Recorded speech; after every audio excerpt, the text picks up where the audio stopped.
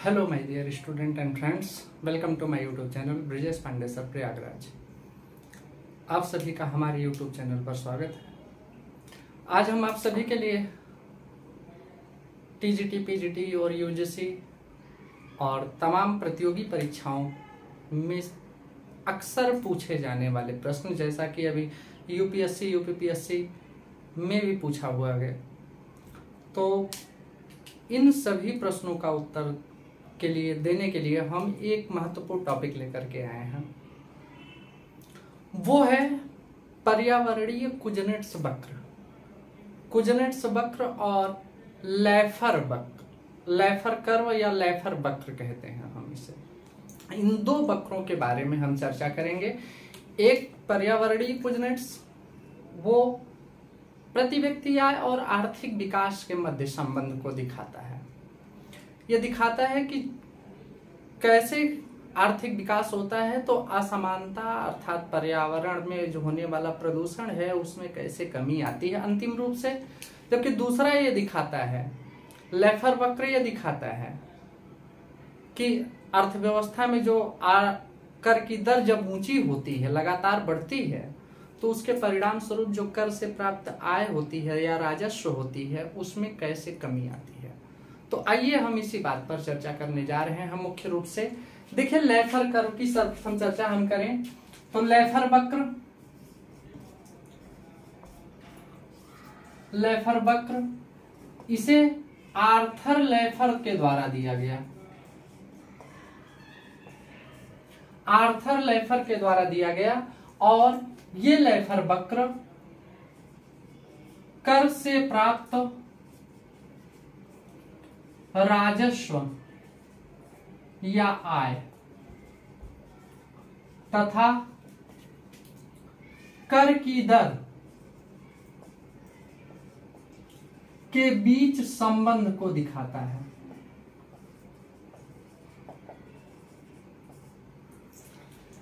ये लैफर वक्र उल्टे यू आकार का होता है, ये उल्टे यू आकार का होता है। देखिए नीचे हम एक्स एक्सिस पर कर की दर लेते हैं, कर की दर, और इधर हम कर से प्राप्त आय।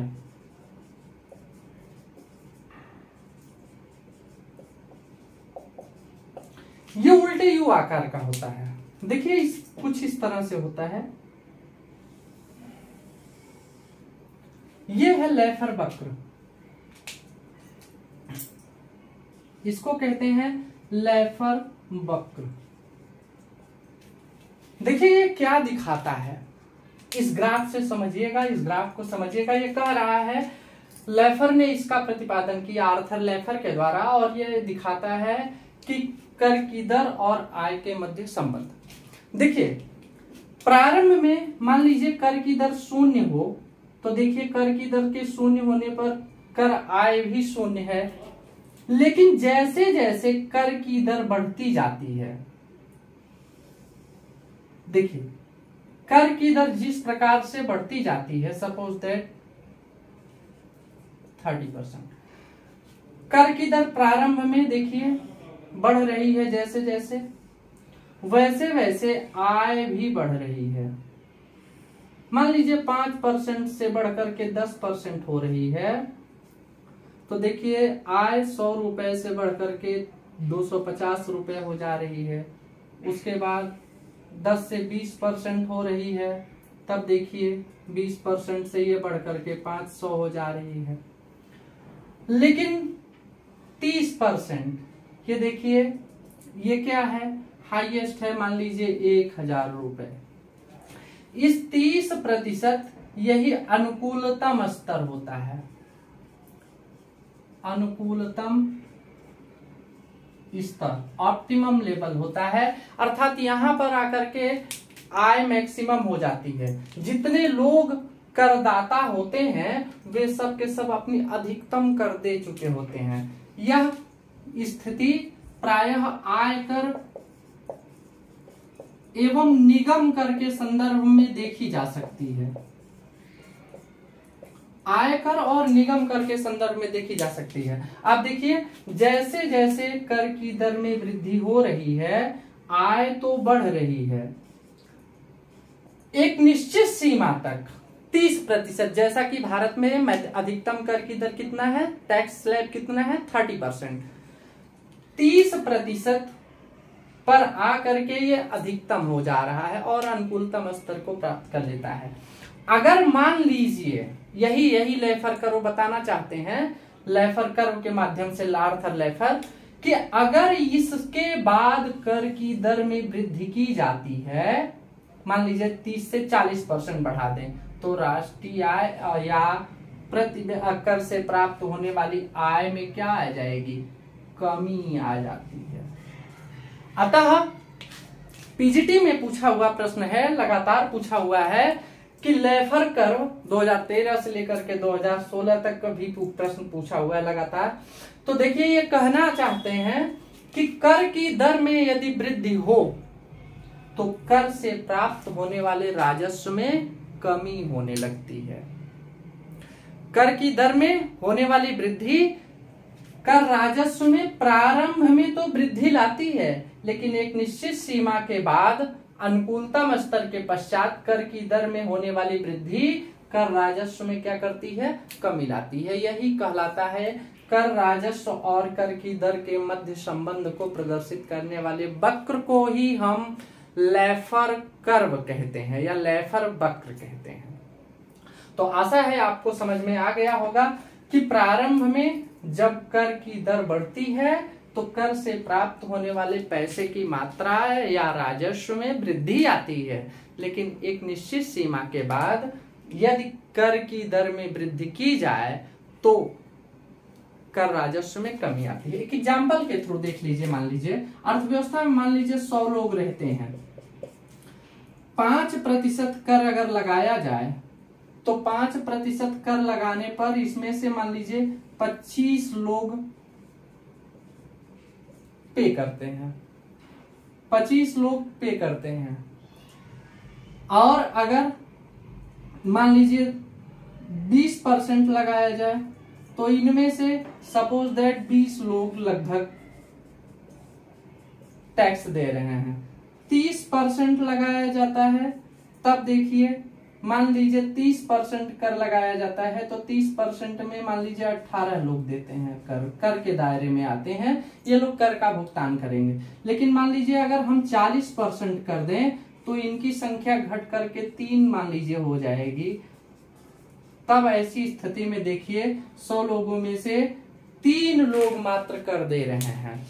अब 3 लोग की कर आय मान लीजिए अगर इनका हम 40% 100 रुपए के अकॉर्डिंग देखें तो 100 रुपए के अकॉर्डिंग देखिए 25 लोग दे रहे थे, कुल 25 लोग 125 मिल रहा था, 20 लोग दे रहे थे 400 और 30% पे 18 लोग दे रहे थे।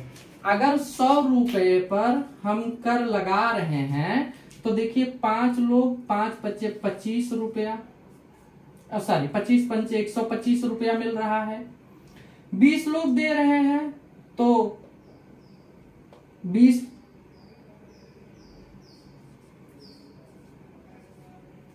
2 दूनी 4 देखिए निश्चित रूप से, और ये 18 3 54 540। देखिए कर की दर में लगातार क्या हो रही है, वृद्धि आ रही है। लेकिन अब देखिए 40% होने पर तब क्या होगा, 40% में 40 रुपया 3 व्यक्ति दे रहे हैं। अब जरा देखिए ये कितना हो गया, 120 रुपया। तो क्या हो गया है, यहाँ देखने पर आपको स्पष्ट हो रहा है कि जब 5% था तब बढ़ रहा कर, उसके बाद बढ़ करके जब 5 से 20% हुआ तो देखिए कर से प्राप्त होने वाला राजस्व भी बढ़ गया। 20 से बढ़ करके 30% हुआ तो कर राजस्व भी बढ़ गया। लेकिन जब 30 से 40% हो गया तो कर से प्राप्त होने वाले आय में क्या हो गई, कमी आ गई। यही है लेफर वक्र, यही लेफर कर्व दिखा रहा है कि जब कर की दर में लगातार एक निश्चित सीमा के बाद वृद्धि होती है तो कर से प्राप्त होने वाले राजस्व में कमी आने लगती है। आशा है आपको समझ में आ गया होगा। अब आइए हम इसी पर हम पर्यावरणीय कुजनेट्स वक्र पर चलते हैं। पर्यावरणीय कुजनेट्स भी इसी तरह से संभवतः होता है। आप देखेंगे तो आपको आसानी से समझ आ जाएगा।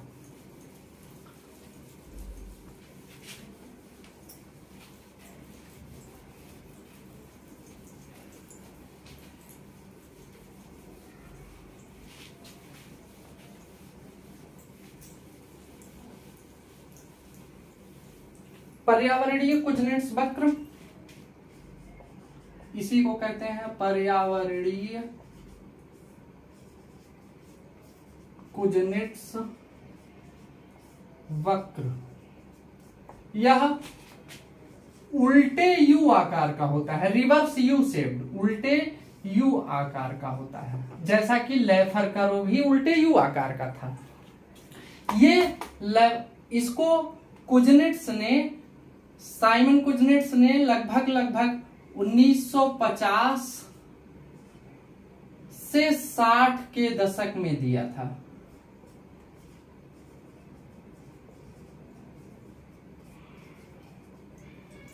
पर्यावरणीय कुजनेट्स वक्र को कुजनेट्स के द्वारा दिया गया 1950 से 60 के दशक में, और यह उल्टे यू आकार का होता है। यह दिखाता क्या है? पर्यावरणीय कुजनेट्स वक्र आर्थिक विकास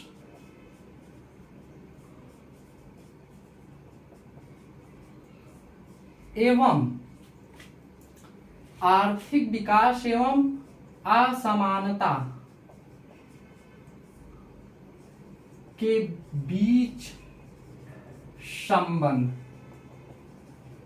आर्थिक विकास का मतलब है पीसीआई से, या आप कह सकते हैं या आर्थिक प्रगति एवं पर्यावरण के बीच संबंध। ये पर्यावरणीय कुजनेट्स वक्र आर्थिक विकास और असमानता या आर्थिक प्रगति एवं असमानता में या पर्यावरण में होने वाले ह्रास के बीच संबंध को दिखाता है। ये उल्टे यू आकार का होता है। ये देखिए, नीचे आर्थिक विकास या पीसीआई को लेते हैं और ऊपर हम लेते हैं असमानता।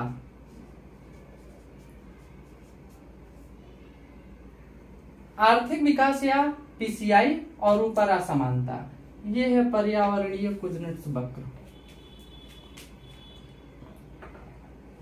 पर्यावरणीय कुजनेट्स कर्व। पर्यावरणीय कुजनेट्स कर्व ये क्या दिखाता है जरा देखिएगा। इसी तरह से अभी आपने देखा लेफर कर्व भी था कि कर राजस्व, जैसे जैसे कर की दर बढ़ती है कर राजस्व एक निश्चित समय तक तो बढ़ता है, लेकिन धीरे धीरे उसके पश्चात क्या होने लगती है, एक निश्चित सीमा के बाद कमी आने लगती है। ये दिखाते क्या है? पर्यावरणीय कुजनेट्स वक्र ये दिखाता है कि जब प्रारंभ में कोई देश विकास करता है तो उस विकास के दौरान जो आय में अर्थात पीसीआई में वृद्धि होती है, इससे पर्यावरण की क्षति भी बढ़ती है। धीरे धीरे धीरे धीरे देखिए, आय में वृद्धि असमानता को उत्पन्न करती है, असमानता को बढ़ाती है। आय में वृद्धि असमानता को बढ़ाती है।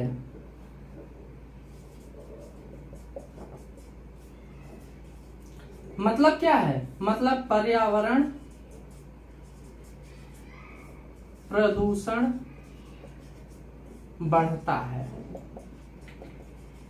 क्योंकि जब जैसे जैसे आर्थिक विकास होता है वैसे वैसे आप देखिए विभिन्न प्रकार के लोगों में जागरूकताएं भी कम होती हैं, तकनीकी प्रगति भी कम हो पाता है। इसलिए प्रारंभ में पर्यावरण प्रदूषण तो बढ़ता है तेजी से, लोग पर्यावरण के प्रति उतने जागरूक नहीं हुए होते हैं, लेकिन एक निश्चित सीमा के पश्चात देखिए पीसीआई में लोगों की वृद्धि के साथ असमानता बढ़ रही है, लेकिन इस पॉइंट एम पॉइंट के पश्चात आप देखिए एम पॉइंट या के लेवल, ओ के स्तर या ओ एम या ओ जेड पॉइंट के पश्चात आप देखिए पीसीआई में होने वाली वृद्धि असमानता में क्या करती है, असमानता को कम करती है। अर्थात लेकिन अंततः कह सकते हैं, लेकिन अंततः आर्थिक विकास या प्रगति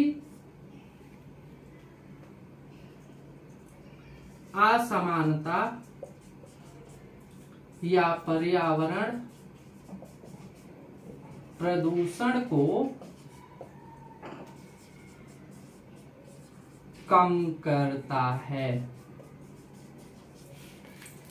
तो देखिए जैसे जैसे आर्थिक विकास होता जाएगा, प्रारंभ में असमानता बढ़ती है, लेकिन एक निश्चित सीमा के पश्चात असमानता में वृद्धि नहीं होती है बल्कि कमी आने लगती है। इस प्रकार पर्यावरण प्रदूषण जो प्रारंभ में बढ़ता है आर्थिक विकास से, वो एक निश्चित ओ जेड पॉइंट के पश्चात पीसीआई या आर्थिक विकास में वृद्धि प्रदूषण में क्या करता है, कमी लाता है। इसी को प्रदर्शित करने वाले वक्र को ही हम पर्यावरणीय कुजनेट्स वक्र कहते हैं। तो इस प्रकार पर्यावरणीय कुजनेट्स वक्र असमानता या प्रदूषण और आर्थिक विकास या आर्थिक प्रगति या पीसीआई के मध्य संबंध को दिखाता है कि जो अंततः असमानता या प्रदूषण में कमी लाता है आर्थिक विकास। यह उल्टे यू आकार का होता है, जबकि लेफर कर्व भी उल्टे यू आकार का होता है और यह दिखाता है कर राजस्व में लगातार होने वाली वृद्धि, कर की दर में लगातार होने वाली वृद्धि कर राजस्व या कर से प्राप्त होने वाली आय में कमी लाती है। प्रारंभ में दोनों देखिए बढ़ते हैं, कर से प्राप्त आय हो या असमानता, ये दोनों बढ़ रहे हैं, लेकिन एक स्तर के पश्चात वृद्धि दूसरी तरफ प्राप्तियों को या असमानताओं को कम करती है। यही है लेफर कर्व। मान लीजिए आप गाड़ी चला रहे हैं भाई, आप गाड़ी चला रहे हैं, गाड़ी चलाना अभी देखिए बचपनों में हम लोग जब छोटे छोटे होते थे तो छोटेपन में थोड़ा सा क्या होता है कि उत्सुकता थोड़ी ज्यादा होती है। जब हम सीखते हैं, लर्निंग करते हैं या जब हम उस प्रोसेस में होते हैं तो देखिए हमें चलाने की इच्छा बहुत ज्यादा होती है, गाड़ी भी है, चलाने की इच्छा भी है, अर्थात संतुष्टि सेटिस्फैक्शन हमें क्या मिलता है, अधिक मिलता है। लेकिन एक निश्चित सीमा होती है, एक निश्चित समय होता है जब आप देखते हैं कि आपके पास गाड़ी भी है और चलाने की भी अधिकतम सीमा है, और उस एज में उससे ज्यादा जब आपकी एज होती है, मान लीजिए वो एज है प्रारंभ में 10 साल से सीखना आरंभ किए, 25 साल तक आप 30 साल तक हम मान लेते हैं आप चले गए, 30 साल तक आपकी एज इतनी है, 30 साल में आप जितना अधिकतम गाड़ी चलाने के शौकीन होंगे उस मैक्सिमम लेवल को आप अचीव कर चुके हैं। लेकिन अब जब मान लीजिए आप 40 साल में पहुंचेंगे तो 40 साल में आप देखेंगे कि आप गाड़ी पर बैठ करके घूमना पसंद करेंगे, चलाना थोड़ा कम से कम पसंद करते हैं। क्यों? क्योंकि आपको थोड़ा कम अच्छा सेटिस्फैक्शन क्या मिलता है, आपको कम मिलने लगता है। तो ठीक वही प्रोसेस इन दोनों वक्रों में है कि अगर जैसे जैसे आर्थिक विकास या कर की दर हमारी एज की तरह बढ़ता जाएगा, वैसे वैसे असमानता या कर से प्राप्त होने वाला या आय या हमारी गाड़ी चलाने की इच्छा धीरे धीरे कम होती जाती है। प्रारंभ में एज में वृद्धि चलाने में या सेटिस्फैक्शन को बढ़ाती है, लेकिन एक एज के बाद आकर के इसमें कमी आने लगती है। यही है लेफर कर्व और पर्यावरणीय कुजनेट्स वक्र। आशा है हमारे उदाहरण के माध्यम से भी आपको समझ में आ गया होगा, कभी नहीं भूलेगा। यदि आप एक बार ठीक से रिवाइज कर लें तो हमारे चैनल को आप सभी प्रेम देना न भूलें, अधिक से अधिक लोगों तक सब्सक्राइब और शेयर जरूर कराइएगा। और उन्हें पहुंचाइएगा जिन्हें इनकी ज़रूरत है। जो प्रतियोगी छात्र हैं, चाहे वो हमारे इकोनॉमिक्स के विषय के हों अथवा वो किसी प्रकार के प्रतियोगी की परीक्षा की तैयारी कर रहे हों, उन सभी के लिए ये चैप्टर लाभदायक है। धन्यवाद।